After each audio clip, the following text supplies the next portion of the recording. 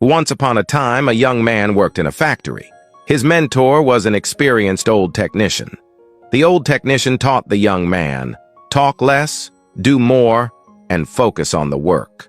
The young man remembered the teachings firmly and worked hard for 10 years, day in and day out.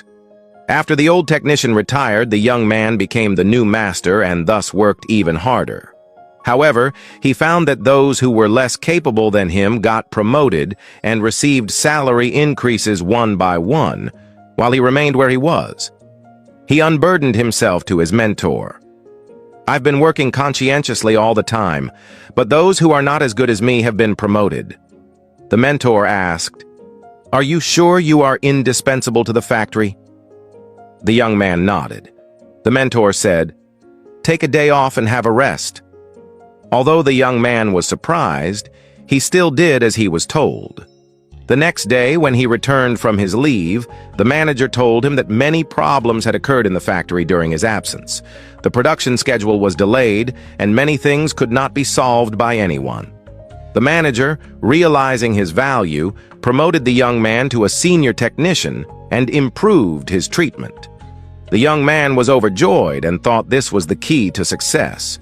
From then on, whenever he felt that he deserved more, he would take a day off, and every time he came back, his treatment would be improved. At first this method worked, but as time went by, the manager began to question his sense of responsibility. A few months later, he was fired. Shocked, he went to his mentor and asked, "Why?"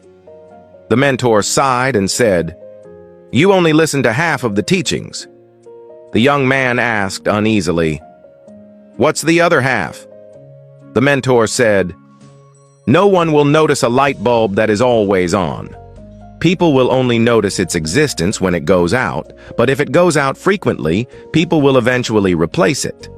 The young man suddenly realized that he had relied on being absent to create a sense of presence, but had ignored that the real value lies in continuous contribution and reliability.